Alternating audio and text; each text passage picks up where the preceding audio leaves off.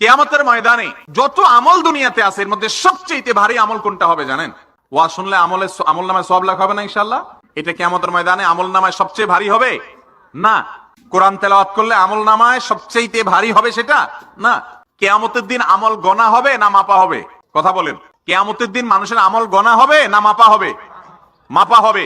তাহলে মাপা হলে যে আমলের ওজন সবচেয়ে বেশি হবে সে আমলের মূল্য সবচাইতে বেশি। কোনটা সেটা?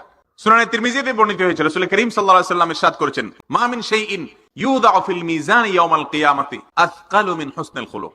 কিয়ামতের ময়দানে যত আমল এনে মিজানের পাল্লায় উঠানো হবে মানুষের, আমল তো দেখা যায় না, কিন্তু সেদিন হয়তো আল্লাহ তাআলা এটাকে একটা রূপ দিবেন দেখা যাওয়ার মতো। যত আমল আছে, তাসবিহ পড়া, তাহলিল পড়া, জিকির আজকার করা, কোরআন তেলাওয়াত করা, নফল নামাজ পড়া, নফল দান করা, নফল সাদকা করা, এই সবগুলোকে যখন রাখা হবে, একটা আমল বান্দার আমল নামাতে সবচেয়ে মিজানের পাল্লাতে সবচেয়ে ভারী হবে, তার নাম হলো সুন্দর আচরণ, সুন্দর ব্যবহার। যার আচরণ যত সুন্দর তার আমল নামা তত ভারী হবে, তার মিজানের পাল্লা নেক আমলের পাল্লা তত ভারী হবে।